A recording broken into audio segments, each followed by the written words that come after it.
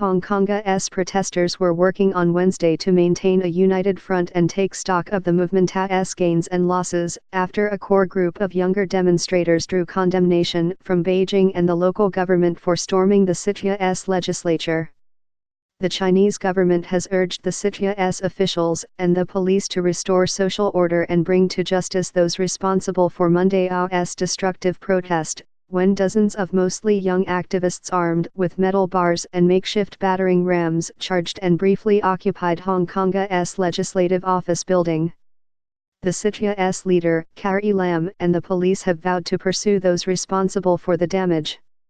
The forceful occupation of the legislature sent shockwaves through the slick financial hub known for its efficiency and orderliness.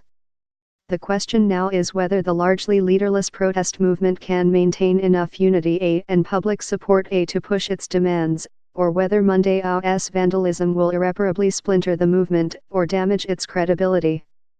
Many in the movement agree on a list of demands: a full withdrawal of a bill that would allow extraditions to mainland China, the resignation of the city's chief executive, and the opening of an independent inquiry into alleged police brutality against protesters at an earlier demonstration, but differ on whether destructive acts would help or hurt the cause.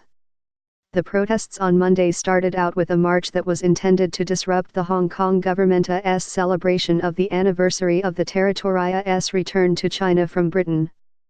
But the police beat back those protesters and doused them with pepper spray, and a core group of demonstrators later turned to target the Legislative Council.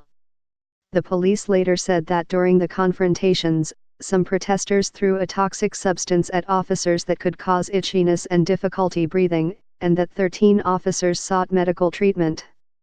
As the protesters bashed their way into the legislature, hundreds of thousands of other demonstrators joined a peaceful afternoon march calling for Mrs. Lam to resign. Several protesters said they did not take part in storming the legislature but defended it as an act of desperation by demonstrators who felt like peaceful tactics had failed to pressure the government to meet the demands of the broader movement. The demonstrators were also saddened and outraged by the recent deaths of 3 people in what they described as protest suicides, and have held them up as martyrs in the face of repression. Billy Lee, a barrister and head of the Progressive Lawyers Group, an association of pro-democracy barristers, solicitors, and students, said that while the use of unlawful force against property could be legally considered violence, the government's emphasis on the protester saw vandalism was politically motivated. They are using the protester saw violence to shift the public's attention away from their demands, Mr. Lee said. The government's indifference is an even greater violence. 3 young people have already given their lives in protest. Catherine Lam, a 39-year-old data analyst who joined recent marches, said she supported the younger protesters because they were exposing themselves to the risk of arrest. Nobody supports violent demonstration per se, Ms. Lam said. But these guys earned my sympathy and I don't want to leave them alone as they put their life on the line and were fighting for us all. The Civil Human Rights Front, a pro-democracy group that organized several well-attended marches and rallies against the extradition bill, expressed qualified support for the siege. Although we hope certain actions that were aroused by tyranny would not need to take place, we fully understand that it was the protesters' decisions, the group said in the statement. Some chose to escalate their actions without calculating their own personal costs.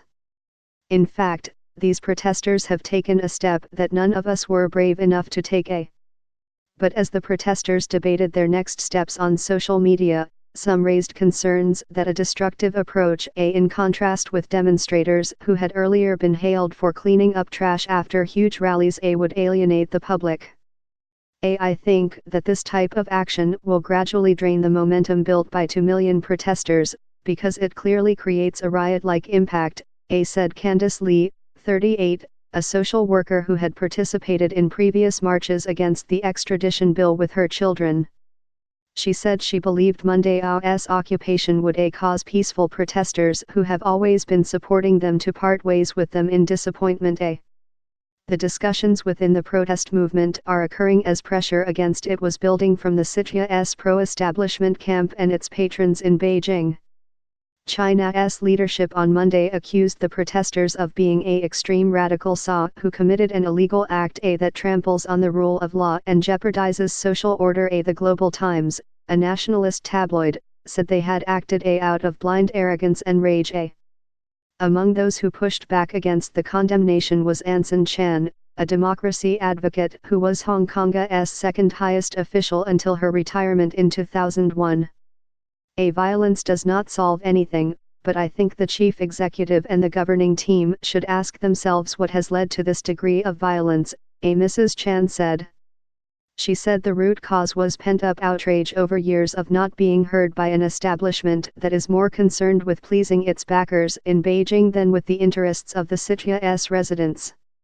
The young, she said, are feeling an increasing sense of anger, futility and frustration. The government needs to address this.